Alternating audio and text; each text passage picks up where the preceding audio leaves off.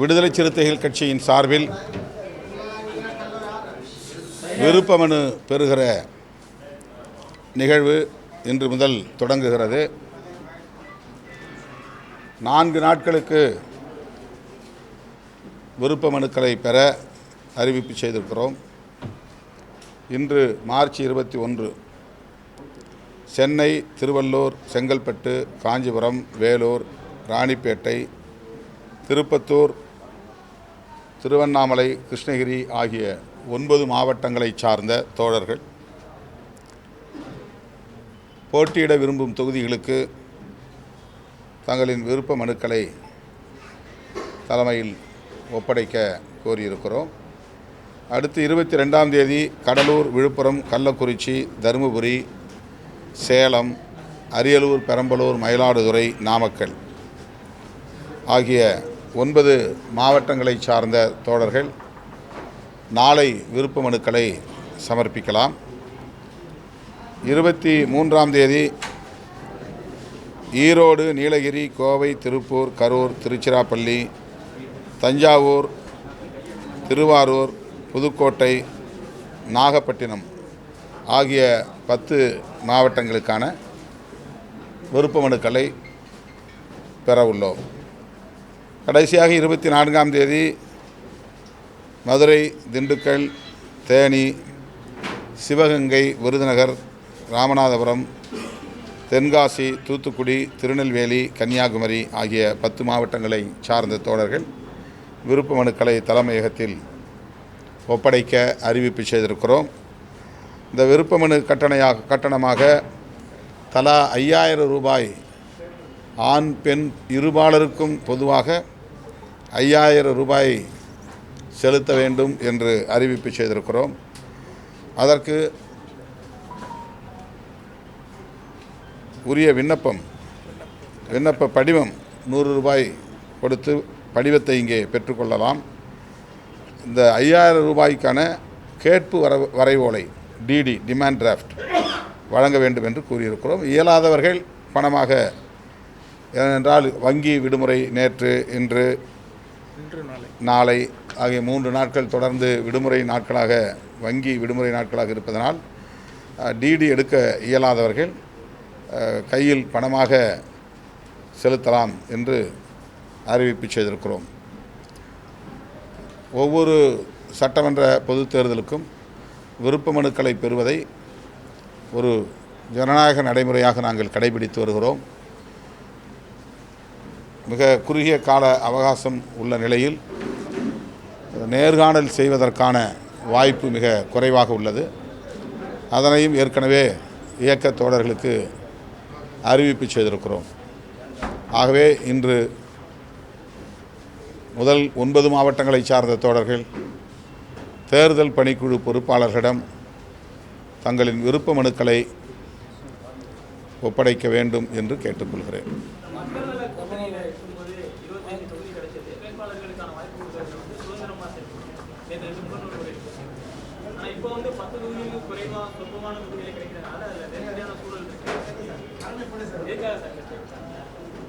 இல்லை, இயக்க தோழர்களுக்கு அதை நான் எல்லாம் வெளிப்படையாக சொல்லணும் இல்லையா? இதை நான் மூடி மறைத்து வைக்கக்கூடாது.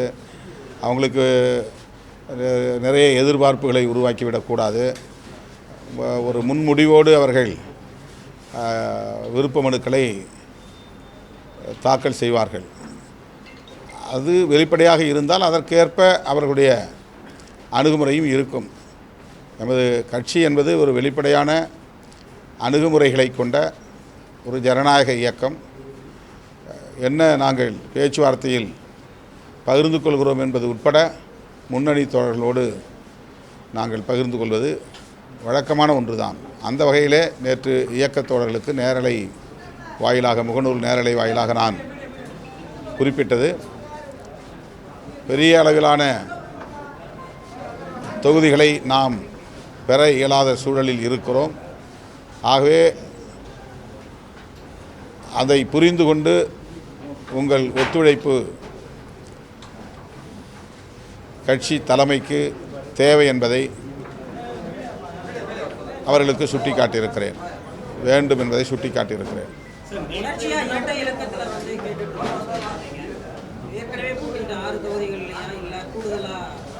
அது 2 நாளில் தெரிந்துவிடும். நாங்கள் சுமூகமான முறையில் பேசி கொண்டிருக்கிறோம். கூட்டணியின் நலன்களையும் கருத்தில் கொண்டு நாங்கள் முடிவெடுக்க வேண்டியிருக்கிறது. கட்சியின் நலன்கள் எவ்வளவு முக்கியமானதோ அதைப்போல நாங்கள் அங்கம் வகிக்கக்கூடிய கூட்டணியின் நலன்களும் முக்கியமானது. இன்றைய அரசியல் சூழல்களை கவனத்தில் கொண்டு நாங்கள் முடிவுகளை எடுக்க வேண்டிய நிலையில் இருக்கிறோம். அந்த அடிப்படையில் தான் பேச்சுவார்த்தையும் சுமூகமாக போய்கொண்டிருக்கிறது. நேற்றைய தினம் புதிய கூட்டணி ஒன்று கையெழுத்தாயிருக்கிறது. சசிகலா அவர்களும் ராமதாஸ் அவர்களும் உங்களுடைய கருத்து? புதிய கூட்டணிக்கு என்னுடைய வாழ்த்துக்கள். அவருடைய முயற்சியில் வெற்றி பெற மனமார்ந்த வாழ்த்துக்களை தெரிவித்துக் கொள்கிறேன். தமிழ்நாட்டில் எத்தனை கூட்டணிகள் உருவானாலும் புதிய புதிய கூட்டணிகள் வந்தாலும் திமுக தலைமையிலான மதசார்பற்ற முற்போக்கு கூட்டணியே இந்த நொடி வரையில் வலுவாக இருக்கிறது. தேர்தல் களத்தில் இந்த கூட்டணியே வலுவாக இருக்கும். வெற்றியும் பெறும். மக்கள் பேராதரவு வழங்குவார்கள். திமுக தலைமையிலான கூட்டணி கட்சிகள் பேச்சுவார்த்தையில் தொடர்ந்து கூடுதலான தொகுதிகள் கேட்டுறாங்க சொல்றாங்க. தேமுதிக தொகுதிகள் ஒதுக்கப்படலை. இழுபறி உண்மையாகவே இருக்கா இல்லை பேச்சுவார்த்தைகள் இன்னும் கையெழுத்து ஆகலைங்கிறது உண்மை. ஆனால் இழுபறின்னு அதை சொல்ல முடியாது. ஒரு தாமதம் என்று சொல்லலாம். மார்க்சிஸ்ட் கம்யூனிஸ்ட் கட்சியை பொறுத்தவரையில் கூட்டணியின் நலன்களுக்கு எதிராக ஒருபோதும் போகாது. கட்சி நலன் முக்கியமானது என்பதில் அவர்கள் உறுதியாக இருக்கிறார்கள். அது வரவேற்கக்கூடிய ஒன்றுதான். அதை யாரும் பிழையாக பார்க்க முடியாது. ஆனாலும் கூட மார்க்சிஸ்ட் கம்யூனிஸ்ட் கட்சி மதசார்பற்ற முற்போக்கு கூட்டணிக்கு மிகப்பெரிய வலுவாக இருக்கும், வலிமையை தரும் என்பதிலே யாருக்கும் மாற்று கருத்து இல்லை. விரைவில் அவர்கள் சுமூகமான தீர்வை காண்பார்கள் என்று நான் நம்புகிறேன்.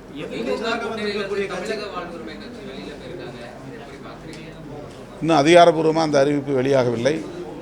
நான் தமிழக வாழ்வுரிமை கட்சி தலைவர் தி. வேல்முருகன் அவரிடத்திலே மனந்திறந்து பல முறை பேசியிருக்கிறேன். இந்த கூட்டணியில் தொடர்வது அவருடைய நலன்களுக்கும் கூட்டணியின் நலன்களுக்கும் இன்றியமையாத தேவை என்பதை சுட்டிக்காட்டியிருக்கிறேன். ஆனாலும் அவர் தம்முடைய கட்சி முன்னணி தோழர்களோடு பேசி சுதந்திரமாக முடிவெடுப்பார். திமுக கூட்டணியிலேயே அவர் தொடர வேண்டும் என்பது எங்களை போன்றவர்களின் விருப்பம். எதிர்க்கட்சி தலைவருடைய டெல்லி பயணம் குறித்து உங்களுடைய கருத்து சார்? நேற்று நிறைய தலைவர்கள் குறிப்பாக முதல்வரும் கருத்து வச்சிருந்தார். ஓஎஸ் தோட்டத்தை தேடி வந்த காலம் மாறி இன்றைக்கு டெல்லியை தேடி செல்லும் நிலை உருவாகி இருப்பது அவர்களை, குறிப்பாக முன்னாள் முதல்வர் எடப்பாடி பழனிசாமி அவர்களை பெரிதும் மதிக்கிறவன் என்கிற முறையில் என்னுடைய கவலையை நான் பகிர்ந்து கொள்கிறேன். அவர் அதிமுக என்கிற ஒரு மாபெரும் சக்தியின் தலைவர். ஆனால் பாஜக அவரை ஒரு கிள்ளுக்கிரையாக நடத்துகிறதோ என்கிற எண்ணம் பொதுவெளியில் உருவாகி இருக்கிறது. எது எப்படி இருந்தாலும் அது அவருடைய கட்சி விவகாரம். அதற்கு மேல் நான் அதில் கருத்து சொல்ல எதுவும் இல்லை.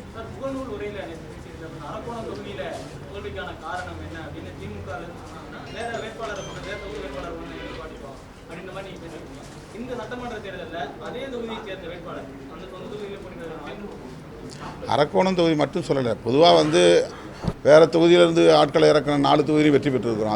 அதுவும் நடந்திருக்கு. அந்த கருத்தையும் நான் சொல்லியிருக்கிறேன்.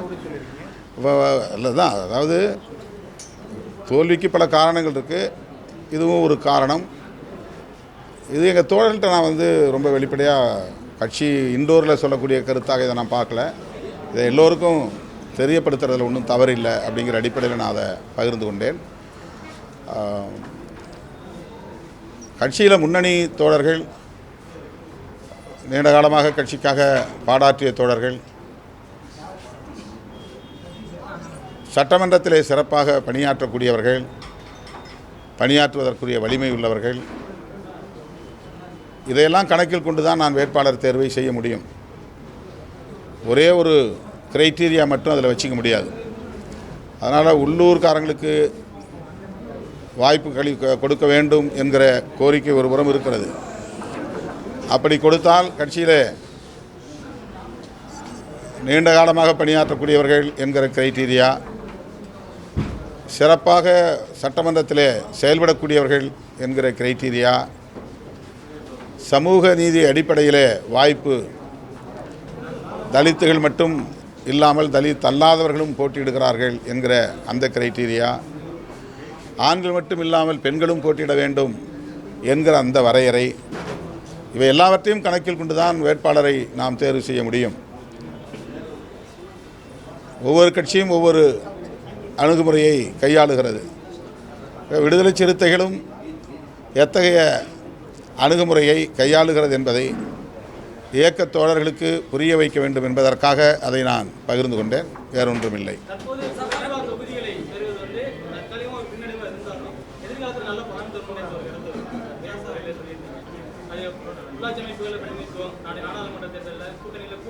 இல்லை, அப்படிலாம் நம்ம எந்த நிபந்தனையும் விதிக்கலை. அந்த மாதிரி நான்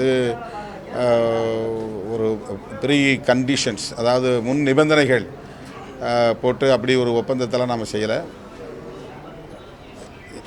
விடுதலை சிறுத்தைகள் மீதான நம்பகத்தன்மை என்பதை அடிப்படையாக வைத்து அதை சொன்னேன். விடுதலை சிறுத்தைகளுடைய கிரெடிபிலிட்டி என்பது முக்கியமானது. நாங்கள் பொது சமூகத்தினுடைய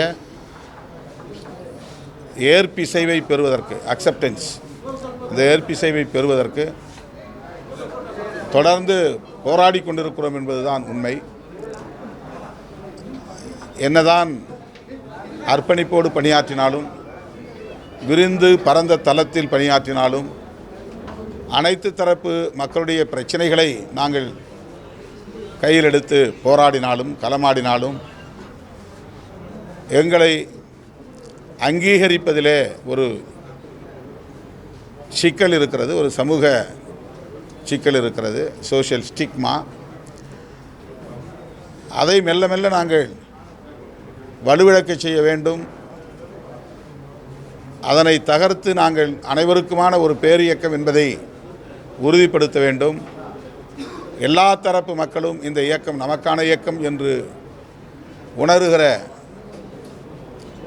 ஒரு சூழலை உருவாக்க வேண்டும் என்கிற அந்த அடிப்படையில் தான் எங்கள் கட்சி மீதான கிரெடிபிலிட்டி என்கிற நம்பகத்தன்மையை நாங்கள் பாதுகாக்க விரும்புகிறோம்.